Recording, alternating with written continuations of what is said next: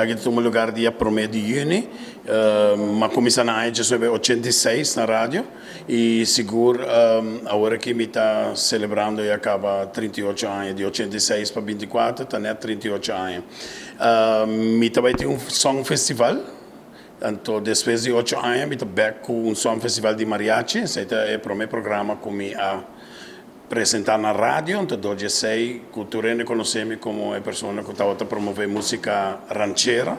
Seguro me está muito contente sobre a minha reação muito positiva. Vou mesmo para a noite com o cantante na trem e seguramente para a não nada, para a turcos e depois nós tira lot com ele também.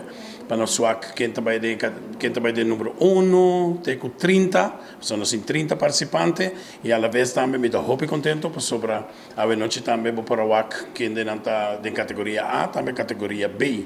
Seguro me tem também local que também é mariachi. E a noite aqui nós temos mariachi Reyes de Aruba, boa direção de senhor Hernán Ángela. Que seguramente maneira você não sabe que Hernán é uma pessoa não desconhecida aqui na Aruba, também é um cantante e seguramente ele tem seu próprio mariachi atualmente e ele vai acompanhar para promover um festival de mariachi. Meu entusiasmo está grande. Aruba completo está bom, né? Porque me saco agora aqui, tu ainda está entrando para Carchi. Carchi não está obtenido se captura cantante, não? E à vez também nós temos 4 outlets que está nós podemos Gaio Rojo na San Nicolás, nós temos também Sitco na Santa Cruz, nós temos Chaba Pastry no bairro de Norte e à vez também nós temos The Coffee Table na LG Smith Boulevard, que na Coffee Table está algo super bom. Na Coffee Table você para na ventana, compra bocarchi e de viagem você drive-thru, que você passa de drive-thru, compra bocarchi e babai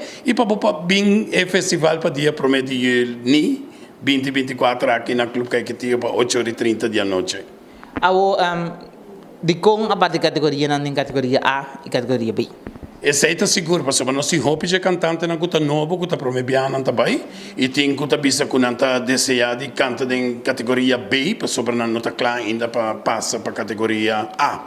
Então seguro nós está hopi contente de parte aqui também. Na final aqui tem mensagem que ela traz na participante não também participante do festival. Me quero desejar a todos os participantes aqui hopi, per hopi êxito. Me saco sempre a me trazer o festival aqui, não está contente, não está bem junto, para nos saco o povo de Aruba e a noite aqui lo vai gostar mundo com o qual está o festival naturalmente de grande festival de música ranchera.